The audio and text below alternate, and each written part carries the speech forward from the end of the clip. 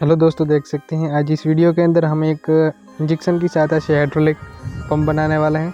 तो किस प्रकार से बना सकते हो देख सकते हैं। हम दोनों इंजेक्शन का इस्तेमाल करेंगे और दोनों इंजेक्शन से अच्छा से एक हाइड्रोलिक बना सकते हैं। तो चलो वीडियो को लास्ट एंड तक बने रहना है और वीडियो अच्छा लगे तो वीडियो को लाइक करके चैनल को सब्सक्राइब जरूर कर देना है।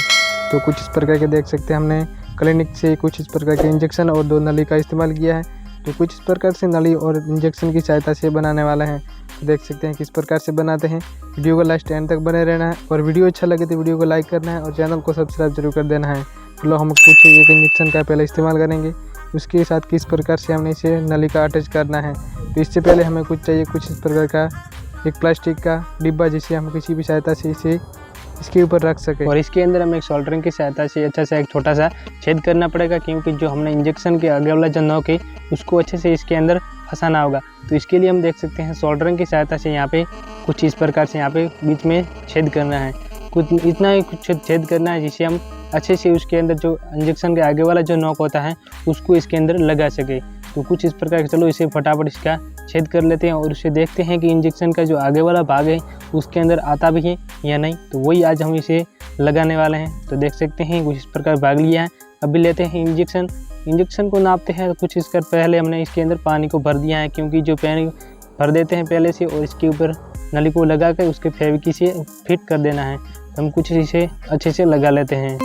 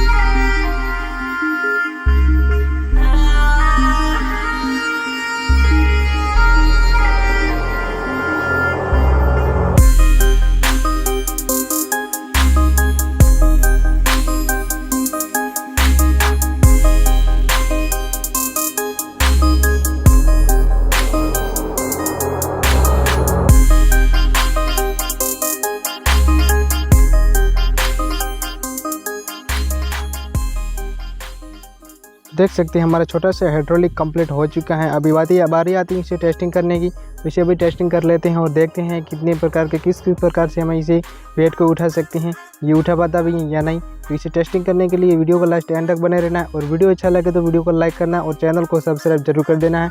और अलग अलग तरीके की आपको टेस्टिंग करके दिखाते हैं।